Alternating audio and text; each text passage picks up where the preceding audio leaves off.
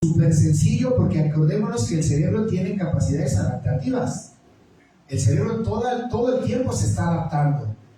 Tan es así que ya se ha adaptado a esta cosa y podemos estar mirando y podemos tener efectos obsesivos compulsivos. No hay adicción al celular, no existe la adicción al celular.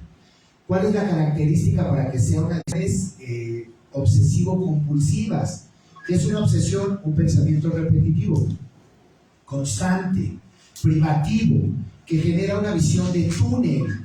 ¿Qué es esa visión de túnel? Que al principio tenemos muchas opciones y la opción se va reduciendo hasta que solamente queda el uso de cualquier situación, ¿sí? Ya sea la comida, el sexo, el juego o el consumo de alguna sustancia. Pero para hacer adicción tiene que provocar la muerte.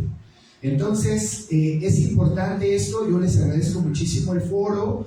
Ojalá y podamos transmitir esta información, porque consideramos que sí es muy importante que la sociedad comprenda que no solamente es un tema social, sino que también hay un tema neurobioquímico, que también hay un tema cerebral, que también hay un tema cognitivo, que también hay un tema de pensamiento, que también hay un tema de idea, que el cerebro lucha de manera constante con esta situación y que es poco visible.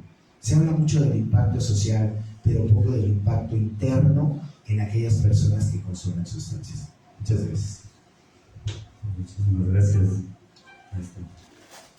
En las páginas de la historia que define Alcohólicos Anónimos se encuentra escrita la valiosa aportación que en su momento cada uno de nuestros profesionales, en su alto contenido humano y altruista, nos regalan, y eso ha fortalecido a la comunidad de Alcohólicos Anónimos. Voy a invitar al licenciado comunicador Luis Raúl Esparragosa, que ha estado compartiendo con nosotros, que es el conductor del programa Acepto Ser Feliz. Se transmite para que usted adelante, ¿qué nos quiere decir? Gracias. Miren, a mí me ha gustado mucho colaborar en muchas actividades. No ha sido necesario que se solicite un presupuesto, sino que lo más importante es que busquemos la solución a los problemas sociales, porque ahí también, en esa sociedad se están creando mis hijos, los hijos de ustedes, nosotros. Entonces, tenemos que echar muchas ganas a la prevención del alcoholismo. Ya escucharon ustedes lo que sucede. Y lo que es más triste es que el alcohol penetra principalmente en la mujer, lógicamente en el hombre, desde antes de nacer. Estaba ayer metido en las páginas europeas de la investigación y llega a la conclusión de que el alcohol en una mujer embarazada pasa con una gran facilidad la placenta y el niño se emborracha igual que la madre, ya estando en el vientre. Y esto es muy triste, muy triste. Cuando el niño nace, por lo que dice la ciencia, las características que presentan son síndrome fetal, síndrome de alcoholismo fetal.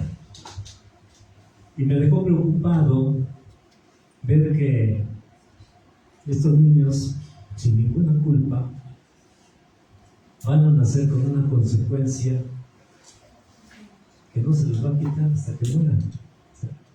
¿Qué culpa tiene ese bebé de ser el que lleve el peso de un gusto, a lo mejor de la mamá, o de una enfermedad? ¿Y saben cuál es el potencial de esta enfermedad? Según el INEGI, en el año 2020 nos indica que la población que ingiere alcohol está entre los 12 y los 65 años. Entre 12 y 65 años. Y en México son 28.2 millones de personas que alguna vez han bebido alcohol, de las cuales el 47.1% son mujeres y el 52.9% son hombres. O sea que ya casi están al par. Da mucha tristeza ver que las señoritas en edad de secundaria, universidad, ya las llevan de palomita, ahí saliendo de los antros. Y otra cosa que es sorprendente, que no se han dado cuenta ustedes, es que no vemos mujeres tiradas en la calle. Sí podemos ver jóvenes, podemos ver gente adulta, ¿no? Pero señoritas, mujeres no. Pues ¿por qué? Pues con nuestra mente morbosa, pues ya está en desventaja esa mujer, levántala, llévatela, tírala por ahí, abusa de ella. Entonces, es un riesgo social que no quiero para mis hijos ni quiero para los hijos de ustedes. Todos juntos tenemos que hacer un grupo que nos defienda del alcoholismo. No estoy en contra de los que producen alcohol, ni los que trabajan y siembran cebada, productos de alcohol. Pero sí estoy consciente de lo que sucede y estoy muy consciente también de que cada quien es responsable de sus propias consecuencias. Pero díganme ustedes si un alcohólico o una alcohólica va a ser responsable de sus propias consecuencias. Ya no tiene capacidad. Ya no tiene capacidad para responder. El alcohólico puede chocar, se puede morir una familia que no tomó una sola gota de alcohol. Déjenlo que se estabilice. ¿Qué tanto puede responder a un accidente o al número de muertes que hizo? Y más si es alcohólico consecuente. No poder hacer nada. O sea, ¿a dónde está el futuro de nuestro país? Si tenemos 40, estábamos viendo por acá, 28.2 millones de personas, 28.200, calculados en alcoholismo, cada uno contagia 5, aunque no tome una gota de alcohol, porque cuando llega a su casa está alterado, la señora se pone al nivel, los hijos igual, no toman una sola copa, pero tienen la misma conducta, ya se contagiaron de alcoholismo. 28 por 5. Ahora, para que sea más fácil, 20 por 5 son 100. 100 millones de mexicanos están sufriendo consecuencias de alcohol, que son nuestras familias, son las personas grandes, ¿no? Entonces, si sumamos 100 más 20, 120 millones de personas. Somos 140 millones de mexicanos. ¿Quiénes son los que no toman? Los niños. Los niños. No más. Entonces estamos dándonos cuenta que cuál es el futuro de nuestro país. A veces estamos de acuerdo con una u otra corriente política, pero no estamos viendo nuestro potencial de mexicanos. ¿A dónde vamos con esta patria? Aquí es a donde se requiere el apoyo de la prevención, la cooperación de la prensa, de la radio, de la televisión, de los medios masivos de comunicación, para que podamos hacer un grupo que fortalezca nuestro México. Hay muchas maneras de ayudar. Quiero agradecer al doctor, a Dieter y a otros 25, 30 que tengo por aquí que colaboran permanentemente con Alcohólicos Anónimos en su programa Acepto Ser Feliz. A Corazí, desde luego que nos dio el tiempo a través de XFT. Entonces, podemos trabajar, pero ¿saben cuántos nos escuchan? O sea, ponemos los pies en la tierra. ¿Cuántos escuchan XFT? ¿Cuál es el futuro de la banda? Entonces tenemos como futuro los medios digitales, las redes sociales. Y ahí están ustedes también. Hay periodistas que trabajan mucho con las redes sociales, y vemos a diario. Aquí se necesita la colaboración de todos ustedes para que podamos hacer, pues, a lo mejor un milagro, pero a lo mejor somos los tlaxcaltecas los primeros que vamos a empezar, pero tener los pies bien puestos en la tierra. Se requiere que trabajemos para prevenir el alcoholismo. 20 millones, dice aquí 28, pero vamos a poner 20 millones, toma. ¿Qué proporción de tlaxcaltecas toma? Ya no vi ahí las estadísticas. Pero casi en todos los lugares, y en una de las comunidades que tienen tradiciones, costumbres muy conservadoras y que a veces hasta nos afrentamos de ellas, ahí está el alcohol. En los momentos más formales, también a otro tipo de lugares, ¿no? Ahí está el futuro de nuestros hijos. O sea, ¿cómo yo, que soy padre, voy a engendrar un hijo con problemas de síndrome, ¿verdad?, de alcohol fetal? O sea, muy difícil la situación. ¿Cómo voy a educar a mis hijos con alcoholismo? Si cada quien es responsable de sus propios actos, un alcohólico no es responsable de sus actos, si tiene esposa, y tiene hijos, y tiene que hacer un montón de show en su casa para contagiar a toda su familia. O sea, en donde estamos un poquito, pues no mucho, ¿no?, desviados de la realidad social. Y es a donde quiero invitarlos para que nos hicieran el favor de apoyar en la medida de sus posibilidades, en la medida de sus criterios, que podamos todos juntos hacer un frente a la enfermedad del alcoholismo. Todos tienen derecho a vivir de la forma en que han conseguido ser autosuficientes y lograr sacar adelante a sus familias. Pero tampoco es justo que una persona inconscientemente dañe a su familia por querer salir de los síndromes que nos han explicado los doctores, los profesionales y los especialistas. Hay la opción para que ustedes puedan contactarse con nosotros, para que puedan estar con Alcohólicos Anónimos, puedan ir a platicar sus experiencias y puedan escucharlas en los grupos de Alcohólicos Anónimos. Y desde luego, si nos apoyan también en el programa Acepto Ser Feliz, que vayan a dar sus opiniones como profesionales. Esto será muy, muy benéfico, pero también no olviden que abran una columnita, un espacito en sus periódicos, en sus páginas digitales, hagan un poquito de reflexión sobre el alcoholismo que estamos viviendo y entonces podamos encauzar mejor a nuestros hijos, a nuestro país. Porque si no, vamos a seguir con la misma trayectoria. Si las niñas ya están tomando, las mujeres están al par de los hombres, entonces, ¿cuál es el futuro de la conciencia, la mente con la que puedan hacer los futuros mexicanos? No quiero abundar más, miren, había preparado otra cosa que también es muy interesante, pero ante lo que estoy escuchando, no queda otra más que invitarlos a que cooperen con nosotros. Vamos a ver algunos mecanismos. Tenemos boletines de Alcohólicos Anónimos de la revista Dimensión.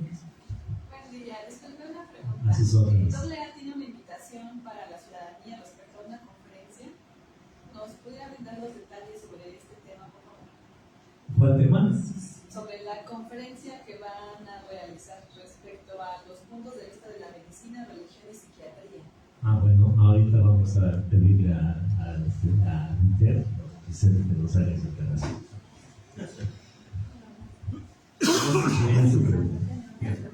Sí, bueno, lo que pasa es que en la invitación refiere que ustedes nos van a compartir la invitación a una conferencia. Sí, perdón, esta era la conferencia que iban a dar los puntos de vista de los profesionales. Bueno, también el tiempo que tenemos es muy corto. Quisiéramos tener un lugar donde pudiéramos hablar de más familiarmente, con un tiempo más prolongado, que tengan preparado su material, pero pues no. Bueno, creo que con esto nos quedamos. Vamos a pasar a una etapa de preguntas y respuestas, ¿no? ¿Les parece bien? Sus dudas para con los profesionales que les puedan preguntar. Adelante, por ahí. ¿Alguien quiere hacer alguna pregunta? No sé si tengan algunas estadísticas de cómo se encuentra precisamente el consumo de alcohol a la par que está a nivel nacional y qué tanta es la participación de tanto hombres como mujeres pues, en este grupo de ayuda para el alcohol.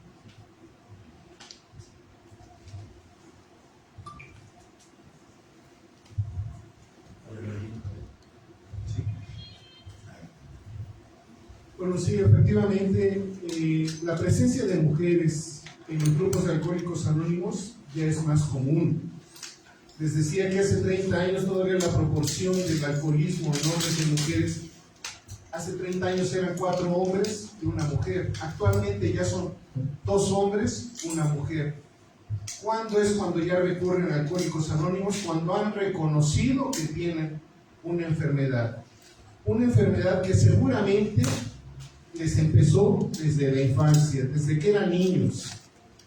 Se podría decir que el alcoholismo ya nada más es una segunda enfermedad de algo que le inició desde que era niño. Y efectivamente, como bien lo comentaba el maestro, hay un factor hereditario, también un factor genético del alcoholismo. Sí existe, pero no es totalmente determinante. Solo explicaría el 50% de la enfermedad. Hay otros factores que condicionan más a un individuo ser alcohólico: el consumo temprano, el ver la cuestión social de cómo se desempeña en cada fiesta, en cada reunión, la ingesta de alcohol. Entonces, y ya no nada más es en hombres, yo les decía también cómo ya ha aumentado la incidencia en mujeres. El consumo temprano es igual que en todo el resto del país. En Tlaxcala, el promedio de inicio de los jóvenes, de las personas en tener contacto con el alcohol, es un promedio de 13 años, igual que en el resto del país. Pero si es un promedio, hay jovencitos que empezarían desde los 11, 12 años. Entonces, esto es lo que sucede actualmente en Tlaxcala. Y quisiera comentar además que, como cualquier otra enfermedad, tiene una etapa preventiva que tiene que empezar, debe empezar desde la familia, desde las reglas en la casa, el cariño, el amor, el afecto que se le pueda tener a los niños en una etapa desde que nacen hasta que tienen 8 o 9 años de edad, que es determinante para cómo va a ser su comportamiento. Todos hoy, los que estamos aquí, los que andan allá afuera en la calle, todos somos el resultado de esa etapa de nuestra vida. Otra cosa también importante, como cualquier otra enfermedad, puede ser prevenida. Yo nunca, en toda mi carrera como médico, que es casi como de 40 años, no había visto una campaña tan grande como la que se está llevando a cabo con respecto a la información sobre el alcoholismo y el consumo de otras drogas. El alcohol efectivamente es una droga. Y entonces una droga legal, permitida, que se vende en cualquier tiendita, existe la venta de alcohol, muy sencilla, a diferencia de otras drogas que son ilegales. El alcohol sí es permitido. Y entonces he visto que se han repartido millones de cartillas, como de 2 años a la fecha, cartillas que se entregan a los alumnos de secundaria, de preparatoria, donde viene toda la información acerca del alcohol, del fentanilo, del crack, del cristal, cocaína, heroína, marihuana, todas vienen explicadas ahí. Lo que es mejor, también están dirigidas otras cartillas a los docentes, a los maestros, y una tercera cartilla que también he conocido es la que está dirigida a los padres de familia. Es allí donde está gran parte del origen de esta enfermedad. Disculpen lo excesivo de mis palabras. Nada, lo molesto con su nombre. Juan Manuel Juárez Cano, a sus órdenes, médico jubilado. Gracias. Aquí hay algo interesante respecto a la pregunta que nos hacía. Cada 10 años el INEGI hace el censo de población y vivienda. Se hace, lo recuerdan, en el 2000, 2010, 2020. Dentro de esta encuesta se hace una encuesta que se llama ENCASE y otra que se llama ENCRECE. Estas encuestas traen también el consumo per cápita de alcohol por persona y cómo es que podemos identificar algunos elementos relacionados al alcohol. Tlaxcala en la encuesta del 2020 ocupó el primer lugar en consumo de alcohol a nivel nacional. Tlaxcala siempre ha estado por encima de la media nacional en el consumo de sustancias. Siempre. Hay una variable, es decir, los tlaxcaltecas, sí, pero hay una variable que también se saca en función de habitante por kilómetro cuadrado y también a través de identificar la población total. Es por eso que en Tlaxcala se encuentra regularmente por encima de la media, pero en realidad incluso hubo algunas declaraciones que se hicieron a nivel gubernamental sobre el lugar que ocupaba Tlaxcala. Y como bien dice el doctor, necesariamente hay políticas públicas, porque sí existen y han existido desde hace muchos años, sobre los efectos de prevención del abuso de sustancias. En el 2010 se decía que un pequeño podía empezar a consumir alcohol a partir de los 13 años, según el INEGI. Y en el 2020 disminuyó a 9 años. Es decir, se disminuyó el arranque del abuso de la sustancia por, obviamente, temas relacionados, como bien lo decía el médico, al efecto de la permisidad, porque también tenemos que reconocer que hay drogas legales y drogas ilegales. Droga, toda sustancia que al ser introducida al cuerpo genera una alteración física, psíquica y espiritual. Eso es una droga. E incluso poder identificar que hay otro tipo de drogas, como el azúcar, que tienen potenciales adictivos más fuertes que la propia cocaína y no se regulan, ¿no? Drogas, por ejemplo, como el tabaco, que podríamos platicar aquí todos un día entero sobre las consecuencias del abuso del tabaco, que tampoco son visibles, ¿no? Y nos vamos regularmente a estas drogas, vamos a decir, ilegales, y es como que lo que levanta el morbo o la percepción. Pero la realidad es que tenemos un sinnúmero de drogas que están generando muertes a nivel mundial. Por ejemplo, el azúcar es una droga que hoy ocupa la segunda causa de muerte en el mundo y no hablamos de eso. Entonces, habría que reconocer también otro tipo de percepciones en este sentido. Gracias. Pues por ello vamos a agradecer si hay alguna otra pregunta. A pesar de esas políticas públicas de los gobiernos federales, estatales, ha faltado entonces, han fallado estas políticas para prevenir ese tipo de consumo de adicciones. Es que no podríamos, miren, es que hablar de falla es un tema bien complicado. O sea, decir, fallaron las políticas públicas, regularmente como que buscamos un efecto de linchamiento, ¿no? Esa es como una parte muy habitual, no en nosotros, en todos los seres humanos, ¿no? No queremos responsabilidades, queremos culpables, no queremos cambio, queremos linchar a alguien y que alguien tenga la culpa.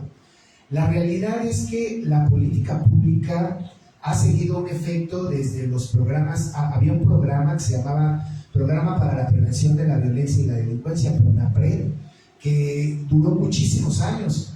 Después se construyeron programas como Fortacer, que eran programas de fortalecimiento de la seguridad pública, donde se hablaban de efectos de prevención de la violencia, entendiendo que el alcohol y las drogas son predisponentes a la violencia, por supuesto.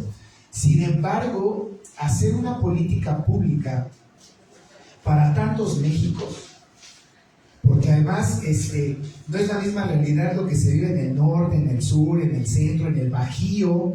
Por ejemplo, no es lo mismo una política pública en Michoacán, como están siendo atacados, ¿no? la población civil, a una política pública en Tlaxcala, que es completamente distinta, ¿no?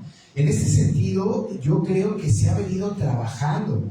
Sin embargo, a platicar de un tema de prevención hacia 130 millones de personas es una labor titánica, durísima. Yo les puedo decir, yo en el 2017 me certifiqué ante el Sistema Nacional de Seguridad Pública, ante el Secretariado Ejecutivo del Sistema Nacional de Seguridad Pública, para trabajar programas de prevención de violencia. Y de verdad, el trabajo que hizo en ese tiempo el gobierno de la República fue brutal, o sea, fue durísimo, fue increíble. Pero el impacto ya a nivel social se diluye demasiado. Porque el gran problema de la adicción se llama papá y mamá. Esa es la realidad. Si yo veo que papá y mamá consumen, pues ¿qué voy a hacer yo como hijo? Lo más lógico, continuar con el patrón. No es una regla del 100%, pero voy a intentar continuar con el patrón. O sea, la realidad es que aquí lo que tendríamos que cambiar es la percepción de papá y mamá. Desde una política pública, por supuesto, pero también desde una política social. Desde ustedes, ¿no? Ustedes hacen una labor increíble. Ustedes hacen una gran labor cuando estamos profesionalizados, cuando conocemos el problema, cuando no lo miramos desde un efecto incluso ridiculizante. Hoy, desafortunadamente, la parte de la ridiculización es lo que vende, tristemente. Nunca le habíamos apostado tanto al tema de ridiculizar a otro. Y hoy lo vemos, la mayoría de los videos que miramos en esta cosa son efectos de videos ridiculizantes. Y poco se habla ya de efectos científicos, de efectos de impacto social.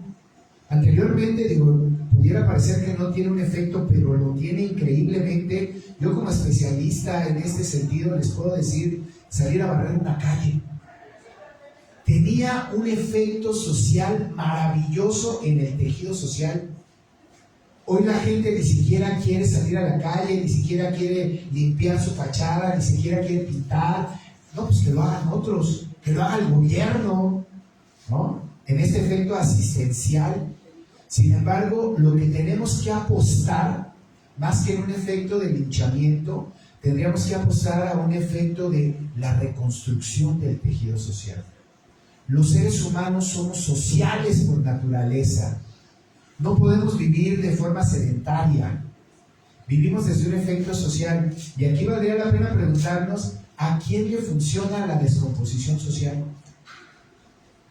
Porque obviamente esto tiene un trasfondo, y no necesariamente político, sino también puede tener un trasfondo económico.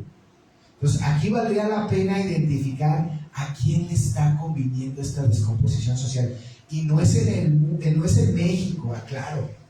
No es la escala, es en el mundo. Estamos siendo estandarizados para una regla mundial en un tema de descomposición social. Entonces, valdría la pena que estos esfuerzos que pudiéramos hacer nosotros, se ha perdido el tema de la comunidad, ¿no? Qué hermoso sería poder regresar a este efecto de la comunidad, porque la comunidad nos daba arraigo. Hace algunos años se hablaba, por ejemplo, de estos policías de proximidad. El policía del barrio tuvo respuesta, por supuesto. Hoy se perdió. Entonces, valdría la pena identificar, pues, qué podemos hacer a nivel personal y a nivel social sobre el consumo de las sustancias. ¿Su nombre? Dieter Leiva, a sus órdenes. ¿Alguna otra pregunta?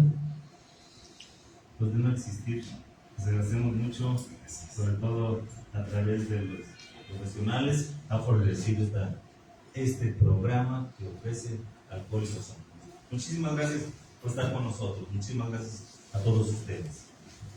Gracias. Gracias.